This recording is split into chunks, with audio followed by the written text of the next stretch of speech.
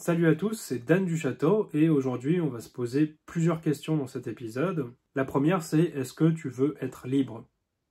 Par libre j'entends vraiment être libre.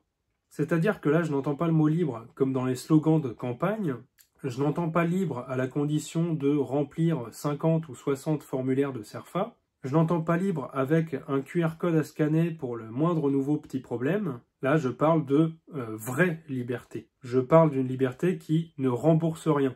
Et tu vas comprendre pourquoi je dis ça après. Vous l'aurez sans doute pas deviné, mais dans cette vidéo, je vais vous parler du minarchisme. Et je vais essayer de vous montrer ce que ça peut être que, en gros, d'être minarchiste en France. Et pourquoi c'est souvent vu à tort comme un délire, notamment ultralibéraliste, égoïste. Alors que c'est pas du tout le cas, et que d'ailleurs le libéralisme n'est pas forcément égoïste. Je dirais d'ailleurs que le minarchisme, c'est peut-être la dernière forme de maturité politique encore possible. Donc on va commencer par qu'est-ce que le minarchisme?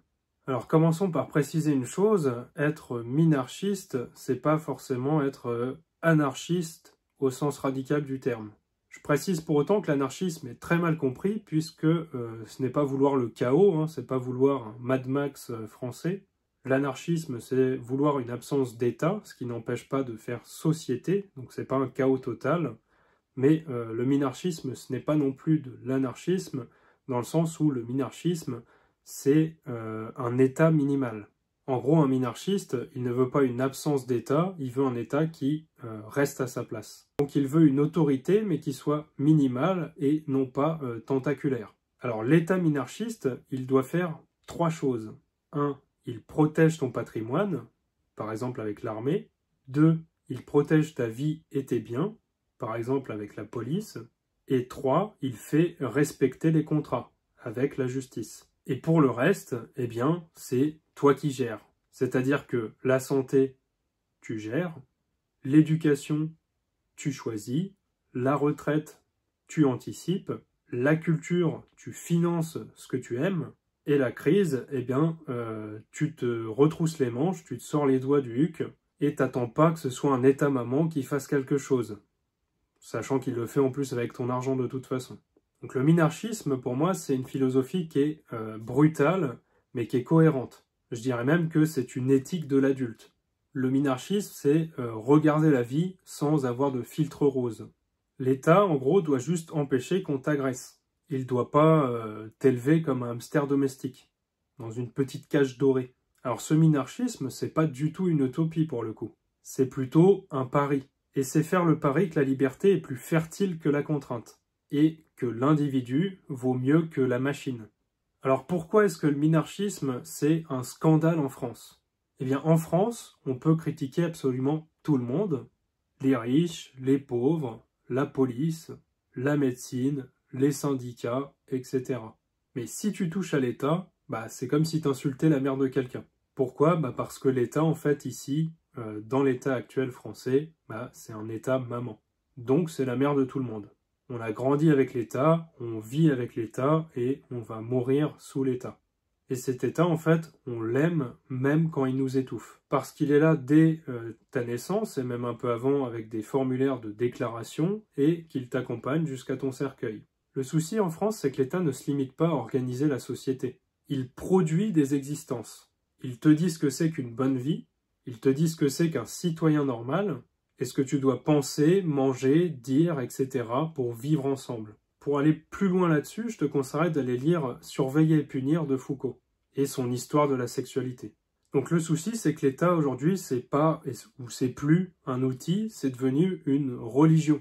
Ce qui fait que par exemple, si tu dis qu'on pourrait faire sans l'État pour l'école ou la santé, eh bien on ne t'écoute même pas. On va directement t'étiqueter d'ultralibéral, d'inhumain, de dangereux, etc. Alors que ce que tu proposes, c'est pas du tout de brûler les hôpitaux. C'est juste de se demander si l'être humain, en communauté, peut encore vivre, penser, agir, se nourrir, s'éduquer, sans le biberon de maman État. Est-ce qu'on est capable de créer et d'aider sans obligatoirement être contraint par l'État? Pose-toi cette question. Est-ce que là, maintenant, tout de suite, tu pourrais vivre une vie digne sans les aides de l'État que tu perçois? En gros, est-ce que tu vis vraiment ou est-ce que tu es juste entretenu? Alors, qu'est-ce que voudrait un État minarchiste français? Aussi loufoque que ça puisse paraître. Parce que c'est bien joli les idées, mais concrètement, un État minarchiste français, ça ressemblerait à quoi? Je me suis amusé à essayer d'imaginer ce que ça pourrait être. Et pour moi, ça ressemblerait grossièrement à une saignée. C'est-à-dire pas une réforme molle dans le vide, mais une vraie ablation sans anesthésie. Donc, premièrement, qu'est-ce qui se passerait dans un État minarchiste français? Eh bien, vous auriez la fin des aides sociales, c'est-à-dire plus de RSA, plus d'alloc, plus d'assurance chômage publique, chacun s'organise et s'assure. L'organisation se ferait en famille, en réseau, en collectif, en entreprise, etc. Mais pas à travers un guichet. Est-ce que tu penses que c'est inhumain? Dis-le en commentaire, dis-nous pourquoi tu penserais que ce serait inhumain en commentaire.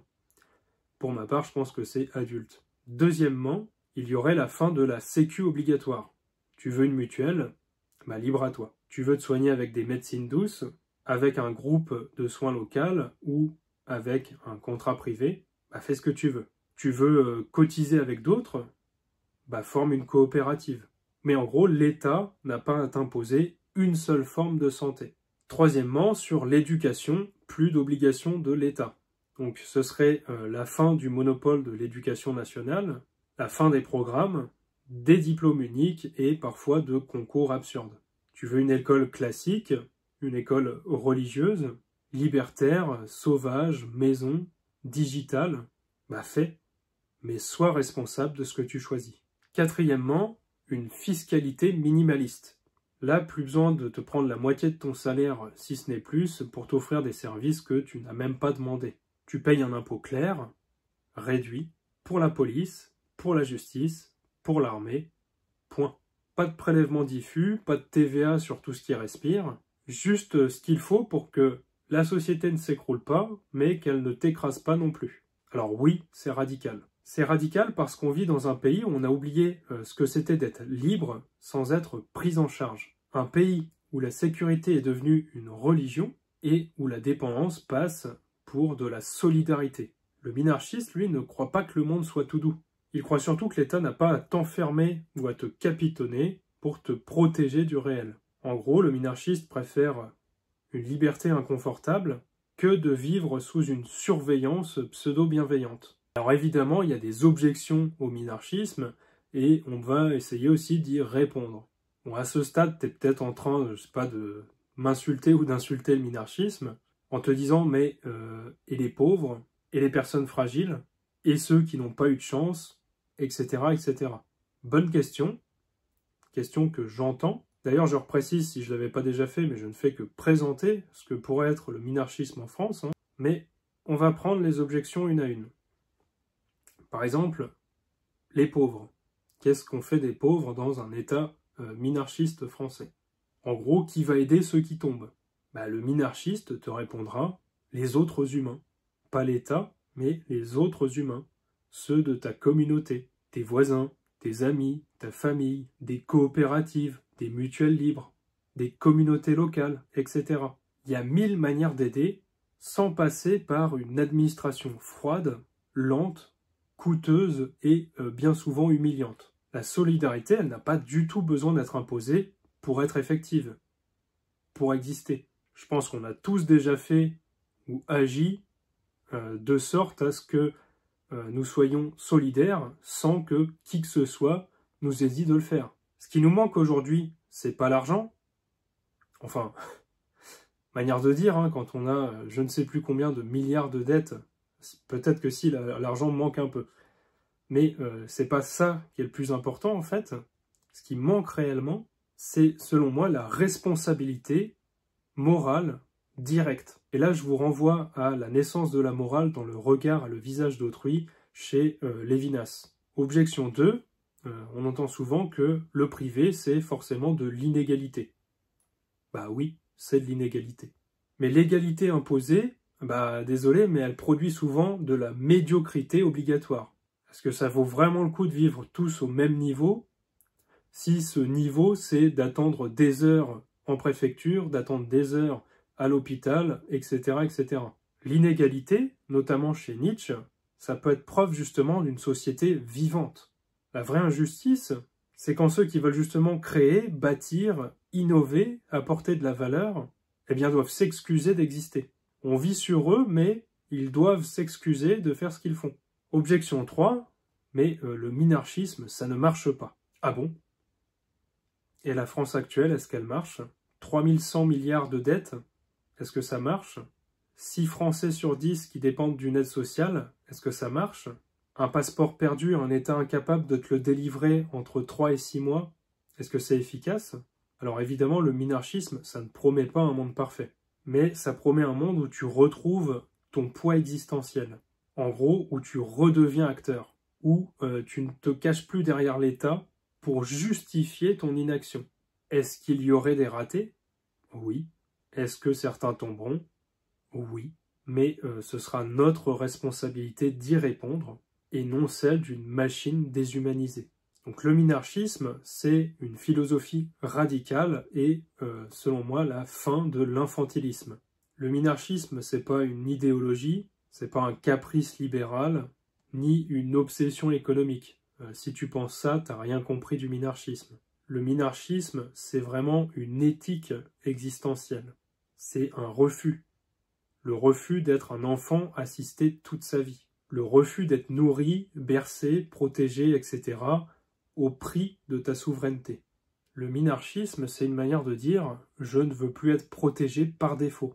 Je veux choisir, me planter, recommencer, tomber, me relever, mais que ce soit moi.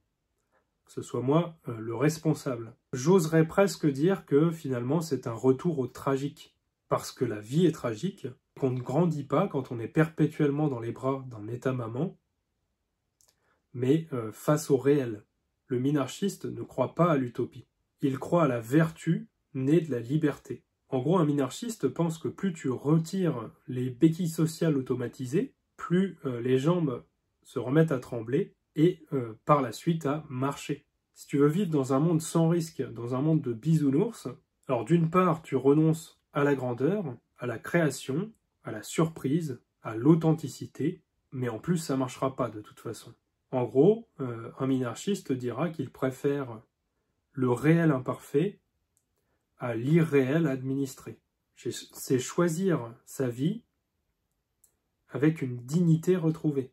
Être minarchiste en France, c'est passer pour un fou, un cynique, un individualiste, un égoïste, mais en vérité, t'es peut-être le dernier adulte dans une salle remplie d'enfants capricieux qui hurlent dès qu'il y a la moindre petite privation.